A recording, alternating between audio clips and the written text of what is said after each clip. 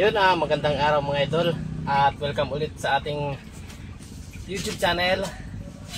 So ngayong araw, meron akong nabili na betta fish galing Taiwan. Medyo mahal siya mga idol. Hindi siya pair, magkaiba siyang lahi. Isang crown tail na babae at isang plakat na lalaki. Bali yung male galing Taiwan at yung female naman galing Thailand. Magkaibang bansa. Medyo mahal siya na nabili ko. Kaya ayun, i-breed natin siya, kadarating ko lang. So ano bang kailangan natin para sa pag-breed? Kailangan natin ng syempre yung kanilang container kung saan natin sila i-breed. So meron ako dito dahil wala pa akong aquarium, hindi pa ako nakakagawa at saka wala sa budget yung paggawa ng aquarium. So mga nabili ko to na styro box. Dito ko sila i-breed. So meron na tong laman na tubig. Kalahating timba, dalawang timba. Ayan. Balik kalahati yung taas niya. Siguro yung taas ng tubig niya is mga 6 to 5 inches.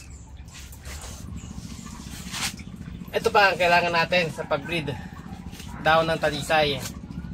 Maganda yung tuyo na, hindi pa yung berde. So mayroon ako ditong mga kinuha na 4 na piraso. Yan, lagay lang natin sa tubig. Isa to sa mga pangkondisyon ng tubig para makapag-breed. Yan, nagkukulay brown yan. Ano pa? Ito, yung separator natin, yung ginawa natin nung nakaraan, gagamitin ulit natin. So hindi ko na ito inugasan kasi nasa loob naman to ng container. Lagay lang natin, try natin sukatin kung mataas ba, hindi ba. Ayun, sakto naman yung taas niya. At ito na. Ito yung nabili natin na galing Taiwan na male plakat. Yan kulay red na may silver, nagsi-silver yung kanyang likod at mayroong puti at black. Ayaw magpakita. Ito siya. Ito yung male. Yan. Kita nyo, maganda. Lagay natin sa container para pareho sila ng temperature ng tubig. At ito yung female. Oops, nalaglag yung tape natin. Ito naman yung female. Yung dulo ng kanyang fin kulay dilaw. Tapos parang nagbo-blue violet yung kanyang bandang buntot sa kanyang katawan. Buntis na to. Nakita ko siya doon. Galing Thailand daw to. At yan malaki na yung tiyan niya, kaya ito yung pinili ko. Meron sanang babae nitong may kapareho ng galing Taiwan doon, kaso mas mahal. Mas mahal siya kaysa sa lalaki. Maganda din yung babae niya para pag-breed natin isang isang strain. Ngayon susubukan ko to na i-crossbreed na female. So ilagay lang natin muna sa tubig para maging pareho yung kanilang temperature ng tubig. Pagkatapos lalagyan natin ng after 5 minutes siguro, lalagyan natin ng kaunting tubig yung nila, yung plastic, para same sila, ma-adapt nila yung tubig na galing dito sa amin. Excited ako mag-breed nito kasi imported pa, galing Thailand at Taiwan. Magkaibang bansa sila. Siyempre, kailangan natin ng tape para sa dito sa kanilang plastic kung saan magagawa ng bubble nest yung nail at kunting. So magantay lang muna tayo ng siguro mga 5 minutes para magano sila, magkapag-adapt sa tubig. Yun, abang-abang. Update lang guys, kasi nabigla ako. Pinag-stop ko muna yung pag-record.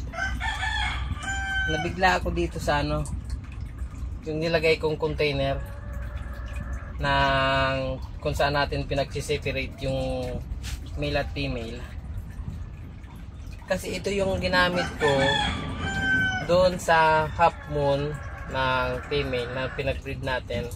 Pero nung pagkapisa ng mga itlog, inalis ko yung ano, nung pagka, oo tama, nung pag-itlog nila, inalis ko agad to. After 24 hours, inalis ko na siya at sineparate ko na yung ano, yung female. Ngayon, may napansin ako kasi parang merong isang isda na nandito sa loob. Switch natin. Maliit lang siya hindi masyado makita kaya ito-zoom in natin. Ayan oh. Merong maliit yun oh, gumagalaw. Isda yan eh. Oh. Possible na may nakahiwalay ditong itlog. Nung nangitlog sila, may nakapasok ditong itlog kasi nung inalis ko to, meron siyang kakaunting tubig.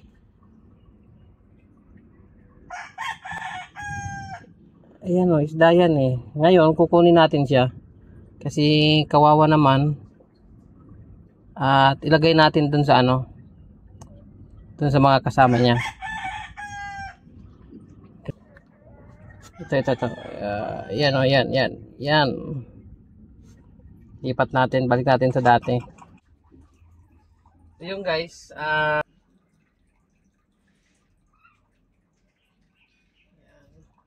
so siguro nakalipas na rin yung ano 5 minuto. Same temperature na rin to. Bali, buksan lang natin. Tapos lagyan natin ng tubig. Tingin na lang natin.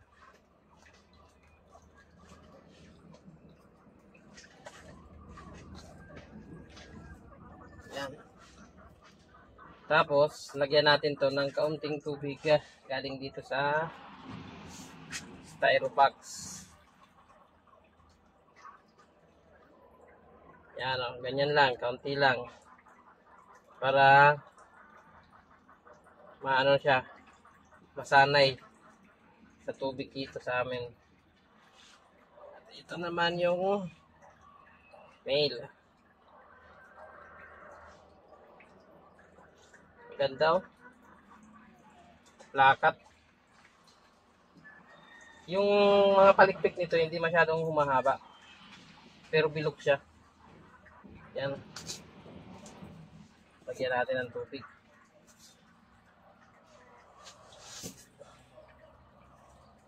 Nanggaling dito sa ating lagayan. Yun oh. Okay na yan ganyan. Lagay lang natin dito. Magpalutang-lutang muna sila. So, mag-antay ulit tayo. Siguro after 5 minutes, pakawalan na natin sila sa tank. Ganito yung itsura nila. Oh. Okay, ganyan lang muna sila. Ayusin natin, sampay natin ng maayos. Yan. Kailangan nakasampay lang.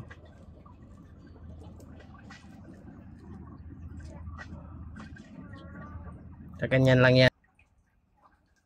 So, ito na guys. After 5 minutes, at papakawalan na natin yung isda. Yan. Unahin natin tong male. Pakawalan natin.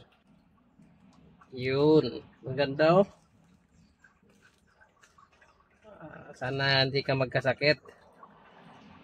Sana magpakarami kayo. Sunod natin tong female na buntis. Yun o. Dire-diretso sa ilalim. Kita ba? Rotate natin yung camera. Saglit lang. Ayun na yung male. Sorry magalaw. Ayan na yung lalaki. Yan yung male. Ito yung female. So ngayon gagawa tayo ng kanilang, wait, parang may nakita akong maliit na isda. Ay hindi, tumilang. Gagawa tayo ng kanilang magiging bubble nest.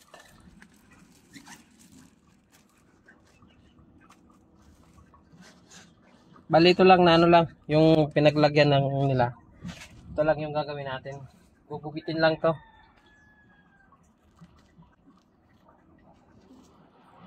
So maliit lang yung gagawin ko. Para kasi nung una, masyadong malaki. Ngayon maliit lang. Ganito lang kalaki. Yan o. Tapos lalagay lang natin dito sa kung saang sulok ba. Dito natin ilagay. Yan. I-tape natin dito. Meron na ako ditong naka-reading tape. Kanda. Yan o.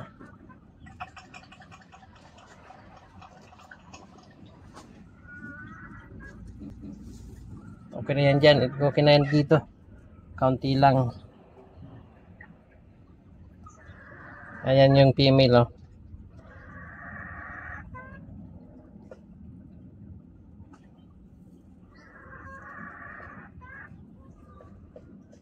Yan oh, nagagalit yung lalaki oh. So ganito talaga sa pag first time nilang magkita. Masyadong aggressive ang male sa female. Kaya kailangan talaga merong separator sa kanila. Para hindi ma-stress din yung babae. Hindi siya mabugbog. Bugbog bear na, ganoon. So yun, hanggang dito lang, ganito lang yung ano, yung proseso ko ng pag-breed ng beta. Kagaya lang ng ibang mga nagba-vlog sa pag-breed. The same lang, same process. Kaso yung sa akin, pagkagaling doon sa pinagbilihan natin, dire-diretso breed. Hindi muna pinagpahinga. Kasi yung half moon, ganun yung ginawa ko eh. Napansin ko kasi nabuntis din yung babae. Paano ba mapansin na yung buntis ang babae? Ganun no. Malaki yung kanyang tiyan. At kung nasa aquarium to, meron siyang makikita dun sa kanyang ilalim ng, parang yung sa pusod. Meron siyang kulay puti na lumalabas. Possible na maaari siyang mangitlog. So sana hindi muna.